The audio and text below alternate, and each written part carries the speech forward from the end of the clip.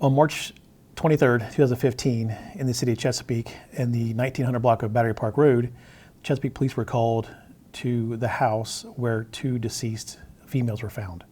When the officers made entry, they first observed the first victim, Miss Laurel Sanchez, to be in the living room of the house. Apparently she had been shot. Upon further investigation into the house, they found the second victim, Miss Denise Perdue, in a back bedroom, also shot. They had a lot of friends that would come and go in the residence, which is what alerted the police to their house, because they had friends who were going to check on them and kind of just see how they've been doing, and they came across their bodies in the house. So through the investigation, we were trying to determine, do they leave the front door unlocked? And we found out that there was some conflicting information that the exterior door would be locked, interior door would be unlocked. There were a lot of people interviewed that knew these two ladies. There was some video footage from the neighborhood that was obtained, and that footage does show a vehicle of interest. So we're trying to find that car. And it also shows at least one person running from the house into that car. So there's at least two people, a driver and the person who was seen running into the car. I say seen only because it is a shadowy figure, not where I can make out his face or her face. Yeah, Nisi was like my child. She wasn't like a sister. I never treated her like a sister. I treated her like a little kid, and everybody used to think she's a grown woman. All she cared about was kids, to take care of them. But Nisi is a good person, and she had a heart of gold, and I know a lot of people say that about their loved ones and stuff, but I mean it literally. I mean to tell you, she had not a heart of gold, a heart of platinum. She would go at Christmas time, and if somebody needed something, she would hawk her jewelry.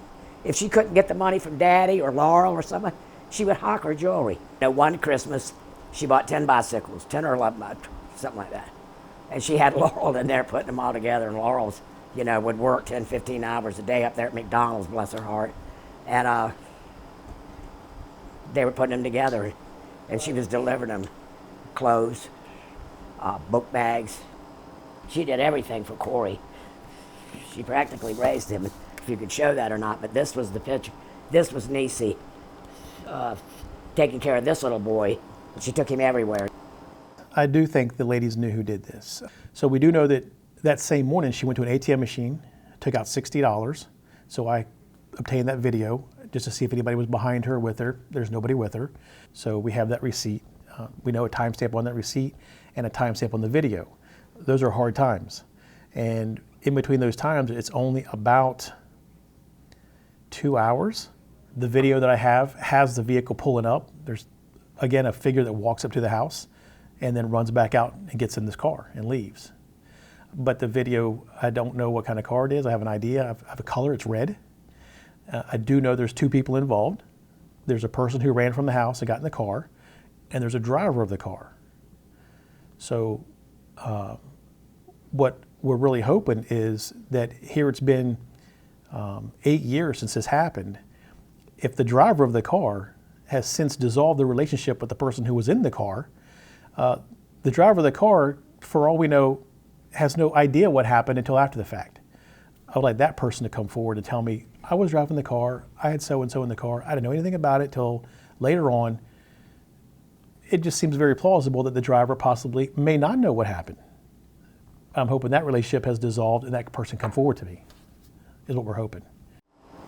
But yeah, I think somebody knows. I think several people know. If you know somebody killed somebody, how can you go day in and day out and not? How do you have a conscience? If you know who did this to my sister and Laurel, because they were good girls, ease your conscience, because I know it's got to be bothering you. And even if it isn't, help find these people. Just tell who it was. Sure, I like to see who did this to them. Well, not killed or punished. Get a chance to be forgiven for what they've done. This is wrong. They didn't deserve that. He specifically went into the house to kill these women. The door, again, we talked to a lot of people. I don't know if the door was closed or even latched, but the entrance was quick. It's immediate. There was no ransacking of the house.